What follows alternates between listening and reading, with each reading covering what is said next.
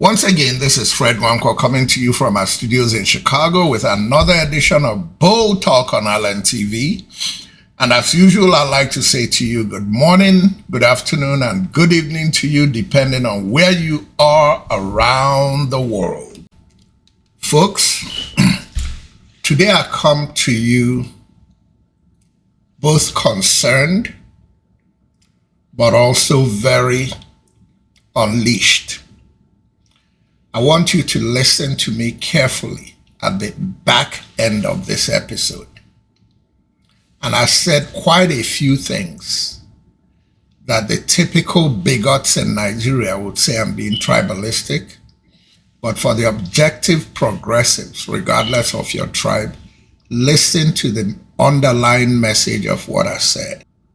The fact is that Bola Ahmed Tinubu is a very crooked person. He's a crooked person. And that person, when I talk about him, has nothing to do with how I feel about Yoruba people. When a Yoruba person listens to me, and because I'm talking about Bola Ahmed Tinubu, they see it as a Yoruba thing. It honestly makes me feel sad, but I'm not going to change. I just feel sorry that somebody in their true senses would see a discussion about Bola Ahmed Tinubu as a discussion about Yoruba people. That's an insult to Yoruba people, because Bola Ahmed Tinubu is a crook.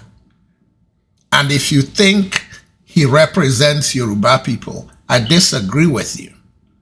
Because there is a man called Papa Awolowo, and Papa Awolowo represented integrity.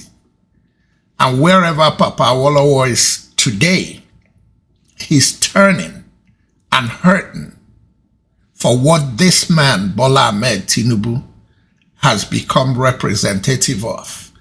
And Papa Awolowo is praying that this man is not the man that is synonymous with Yoruba. We take pride in double checking to be sure that we can defend the things we say. And we take pride in saying we stand up for the truth in a country where people either like to lie or people like to say nothing so nobody says they said something. The mission at Chicago State for Nigerians who were waiting was not whether Bola Ahmed Tinubu attended Chicago State University.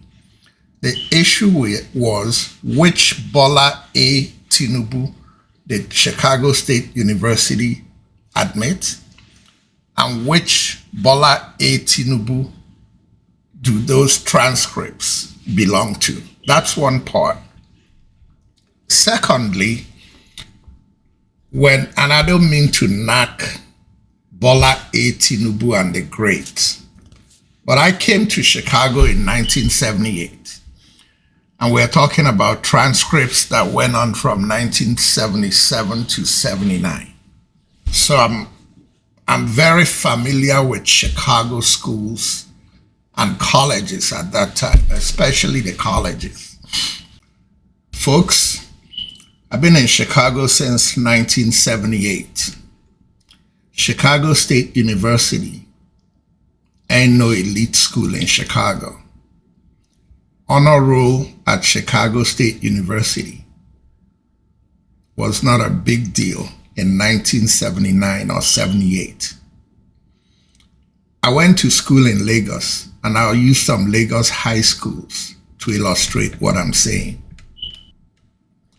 So when somebody goes to King's College Lagos, or St. Greg's, or Igbobi College, or CMS, those kind of schools, and comes out saying they're on the honor roll list, that's very significant. But when you go to Oriwu College and Ifako Grammar School, within the competition there, somebody is going to get A's. But when that same person comes out to compete at the national level, where King's College and St. Greg's and CMS compete, they may not even get a grade 3. So those A's and B's and whatever you saw on that report, for somebody who is from Chicago, it doesn't mean a thing to me.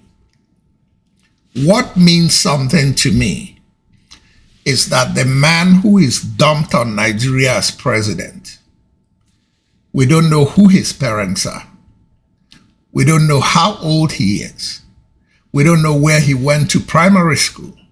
We don't know where he went to secondary school. There are questions about his Chicago State education. We know how he became president.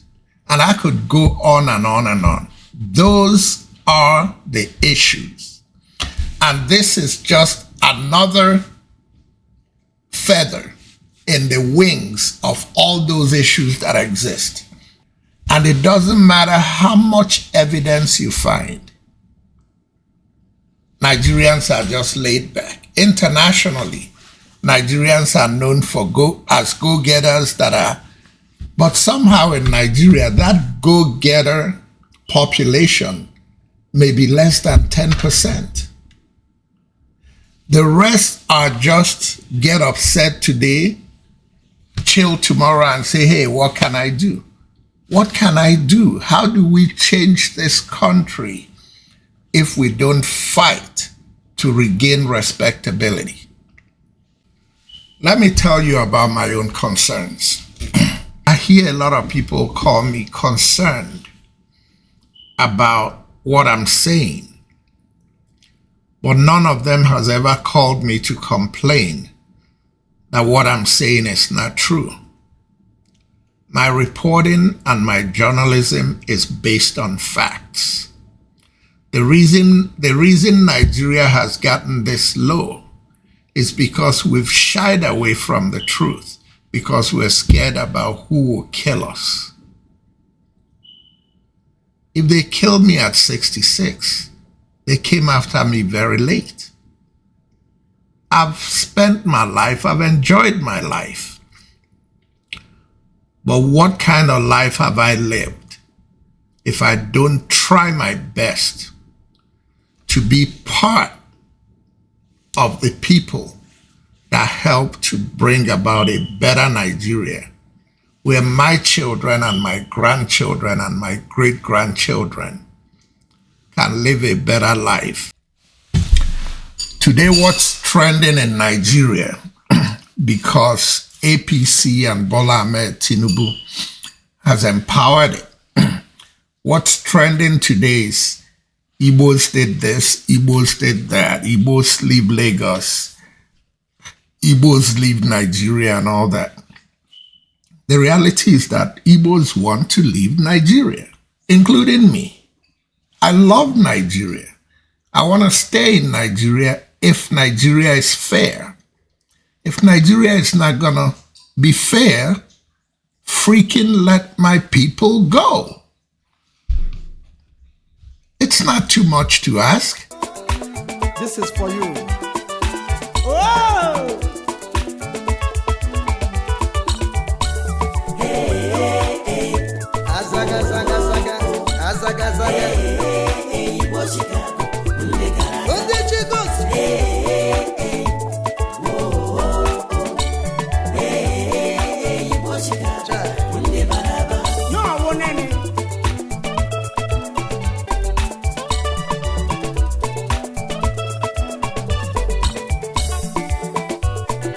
ekene Fred Nwankwo Ezudo Eze Nwafọ si Ajalebia Publisher African Lifestyle Magazine Chicago Nwafọ ndị Chicago Chiejemba. Let's look at the Nigeria we live in today. And let's see who is on the right side of history. For all you Igbo haters in Nigeria, let me go back to 1967, the beginning of the poison that many of you were sold for hating Igbos. But let's go to the history of that poison. Igbos were being persecuted and massacred in the north. Igbos decided to leave and form their own country since the Fulani was massacring them and the rest of the country wouldn't say anything publicly to stop it. And you refused that Igbos would leave. You fought for 2.5 years and brought them back to the country. Still you hate them. Why do you need them? Why do you want them in Nigeria if you hate them? Gowon declared, no winners, no vanquished.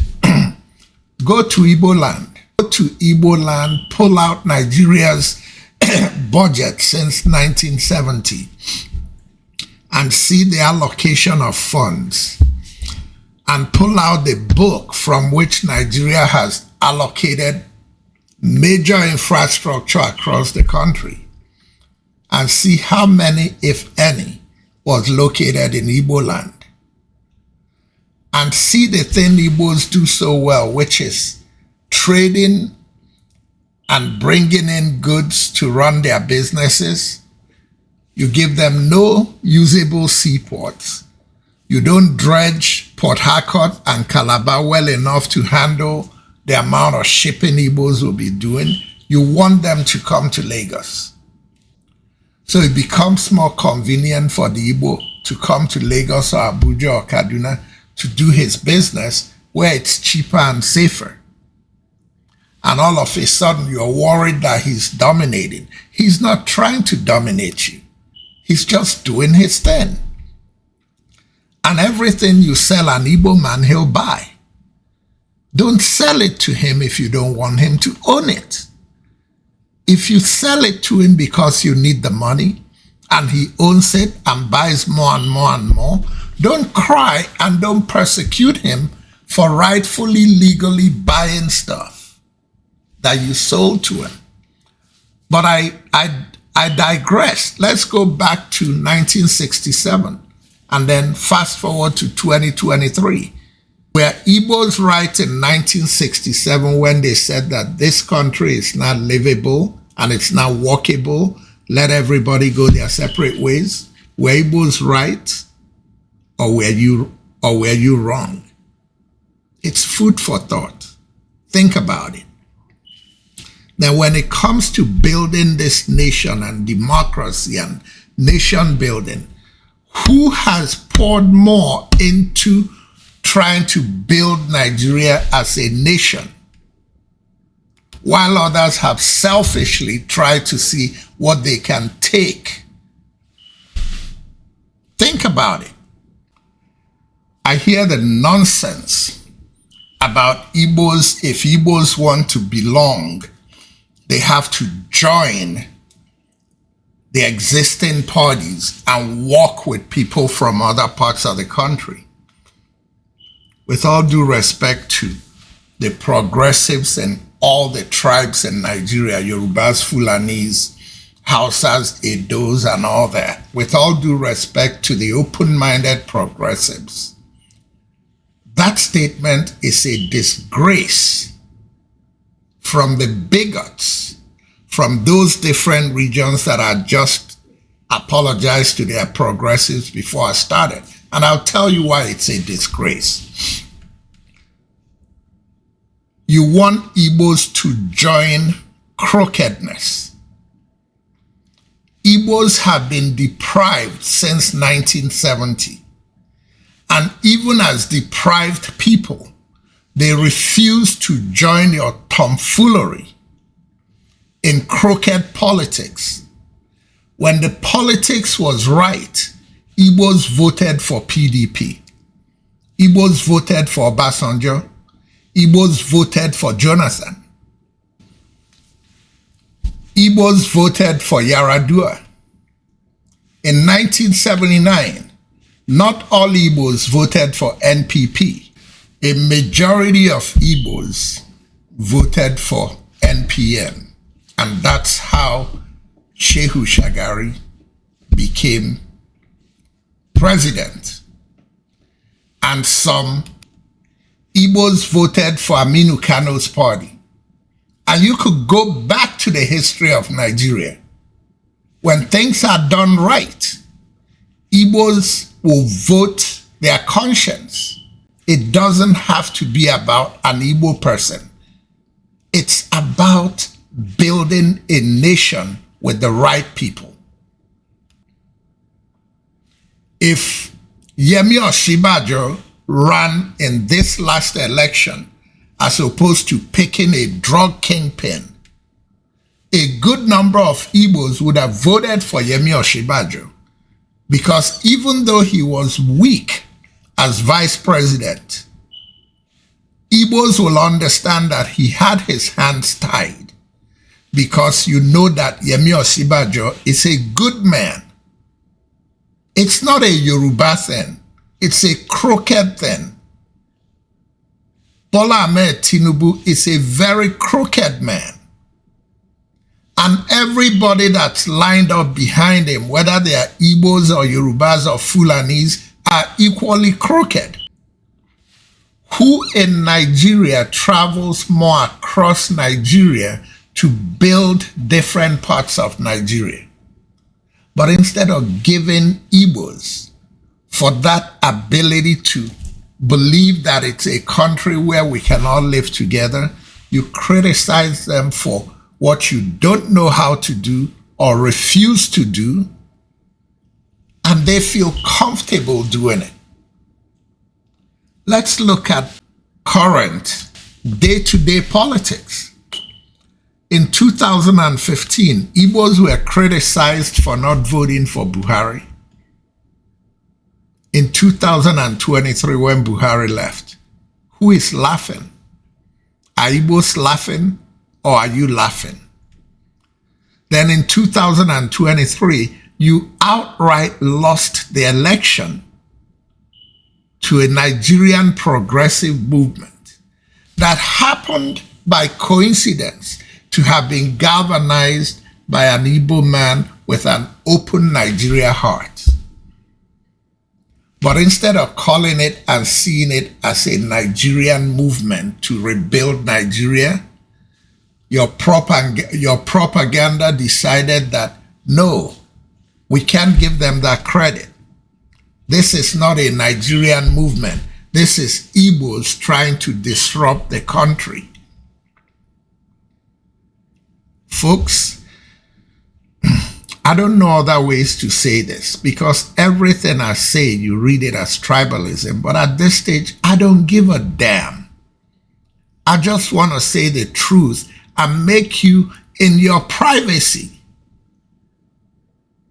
think about how detrimental you and your bigotry has been towards nation building. I can't stop telling the truth because you want to distort the truth. Those truths were distorted from 1970 with the mainstream media until social media got a stronghold in 2020. There will be no more distortion of news in Nigeria. The Dele Alakes and the Bayo Onanugas have to be brought to bear. And it's time for Nigerians who are progressive and moderate and liberal to come together as one people and start taking our country back from these crooks that are on their last leg of fighting. What kind of president are we going to have? I don't expect us to change anything in Nigeria. Bola Ahmed Tinubu is likely going to spend 4 years in office. But think about this and write it down that I said it today. He's going to spend 4 miserable years in office because he's not going to be able to do anything. Not because anybody is stopping him, but because he doesn't have the ability to do anything. The only thing Bola Ahmed Tinubu knows how to do is to be crooked. But I do think that as corrupt elements go, Tinubu is a dog-eared and ragged example of a particular lack of quality. It seems to me if you're going to have a crook running your country, can't you at least have a more presentable one? A one that can spell his forged university certificate properly, one that will not fight tooth and nail to stop his alma mater giving the public access to his educational qualification reports and records rather and data, one who will not be quite so transparently dingy, dodgy and despicable as this current moth-eaten, dog-eared tyrant Tinubu is. And with Chicago State, thank you to Abubakar Atiku, with Chicago State, the world knows who Bola Ahmed Tinubu is. And wherever he travels to on behalf of Nigeria, they are going to be reaching out to him from a distance because nobody can trust him. And I don't feel bad that Bola Ahmed Tinubu is president. Nigeria deserves Bola Ahmed Tinubu. And 4 years from now, let's get back into the bigotry and try to fight for another crooked crook.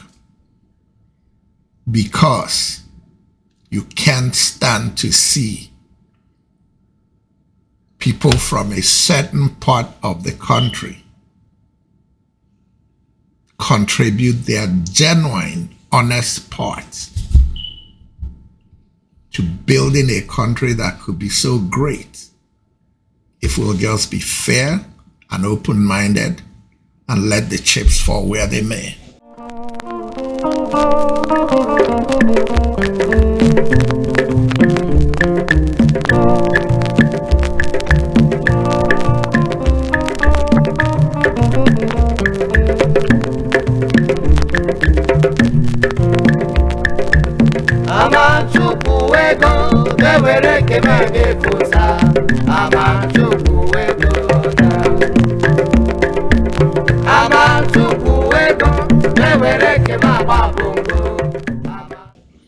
I'm going to leave you with this thought. As much as you hate Igbos, just remember this. What was Nigeria's trajectory for leadership across the world in 1967 before the war broke out? And what has Nigeria done since 1970 when the Cabal started a systematic method of keeping Igbos away from every critical thing in Nigeria? Because you just want to control what you don't know how to navigate. Ladies and gentlemen, I'm sorry that it ended up sounding the way it sounded. If I didn't sound it that way, I wouldn't be doing my show justice. It's time for us to start telling the truth. It's not about one tribe. It's all the tribes of Nigeria. We have issues. But for the Igbo tribe, it's about the Igbo Cabal that collaborates with the Fulani Cabal and the Bola Ahmed Tinubu Cabal, because all they think about is their pocket and not the benefit of the entire nation. And let me conclude on this very special note. Àwọn Yorùbá, Àwọn people mi. Kò sí tribe tó wà ní Nigeria besides my tribe tí mo wà comfortable pẹ̀lú ju bí n ṣe comfortable pẹ̀lú àwọn Yorùbá. Àǹtí bá ń sọ àwọn nǹkan tí mo ń sọ, I take it that far tó pé mo feel pé anybody bá lè sọ pẹ̀lú credibility èmi ni mo lè sọ. Tó pé ọ̀rẹ́ mi làwọn Yorùbá. Mo like culture àwọn Yorùbá. Mo like everything tí mo pàdé lẹ́kọ̀ọ́. Ṣùgbọ́n tó bá ti di politics Nigeria, kì í ṣe ọ̀rọ̀ Yorùbá, kì í ṣe ọ̀rọ̀ Igbo, ọ̀rọ̀ Nigeria ló láti jẹ́. Títí di ijọ́ tá bá sọ pé a fẹ́ bára wa gbé mọ́, everybody lọ separate ways. Ṣùgbọ́n tó bá jẹ́ pé Naija la máa jẹ́, aláti work together, kò benefit everybody. So kò wá personal rárá. Mo kàn sọ̀rọ̀ from my heart ni, nítorí pé iṣẹ́ mi nìyẹn. And ladies and gentlemen, until next time, this is Fred Nwankwo coming to you from our studios in Chicago with another edition of Bull Talk on Allen TV. And until next time, good night and God bless. This is a song for the new year and every day. I want you to sing it every day. It's a declaration. Búburú kan kò ní ṣubú lù mí. Àrùnkárùn kankan kò ní súnmọ́ ilé mi. Ìròyìn ayọ̀ létí mi yóò máa gbọ́. Lórúkọ Jésù, ire lójú mi yóò máa rí. Búburú kan kò ní ṣubú lù mí. Àrùnkárùn kankan kò ní súnmọ́ ilé mi. Ìròyìn ayọ̀ létí mi yóò máa gbọ́. Lórúkọ Jésù, ire lójú mi yóò máa rí. Bí mo bá jáde, ire ni tèmi. Bí mo bá padà wọlé, ire ni tèmi. Báwọn ọmọ mi bá jáde, ire ni tiwọn. Búburú kankan kò ní yà lọ dẹ̀dẹ̀ mi.